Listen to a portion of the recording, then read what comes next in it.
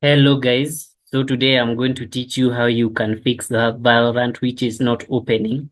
So we are going to get into it.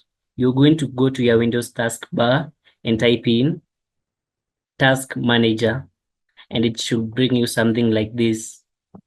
Now under this window, make sure you look for Riot, anything that is written Riot. You can see here, I can see this.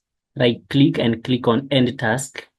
Look for something that also relates to Valorant in this window. Make sure you click all of them and end session. And then you're going to go to the details section and repeat the same process. Although this one you'll need to do it a little bit differently. Let's say, for instance, you have found a file that is written Riot. You're going to click here and you're going to click and process tree. And that is the first step. On to the second step, you're going to type in Windows R on your laptop. Then you're going to type in services MSC. Then it will bring you to a window that looks like this. And under this window, you're going to type in VGC. You're going to look for a file that is named VGC.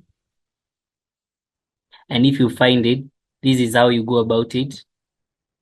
You're going to right click on it and press stop. Yes. And then you're going to right click again and select on properties. And then you select on automatic, and then you click on apply, and then okay. And then that is it. And then now for the next step, you're going to go to your Windows taskbar and type in system configuration, and it should bring you to something like this. Under this window, make sure that you type in, you look for VGC here, and if it's not clicked in, then you need to click it, and then you select hide all Microsoft services, and then you select apply, and then it will give you an option to restart your device. And now I'm just going to close this window and show you the next step that you can do.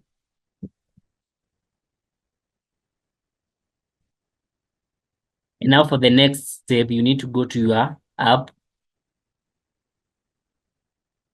this app here. Then you need to go to properties, and then you need to go to compatibility, and then you need to click on these two options here, and then you need to click on apply, and then you need to click on OK. Now for the next step, you're going to go to your settings and then type in Windows security. And then you're going to virus and threat protection. And then you're going to manage settings. And then you're going to turn off this real-time protection. As you can see, I've turned it off. And then all you need to do is to restart your device and start your game again. And I hope it will work for you. And that is simply how it's done. If you found this content useful, consider subscribing.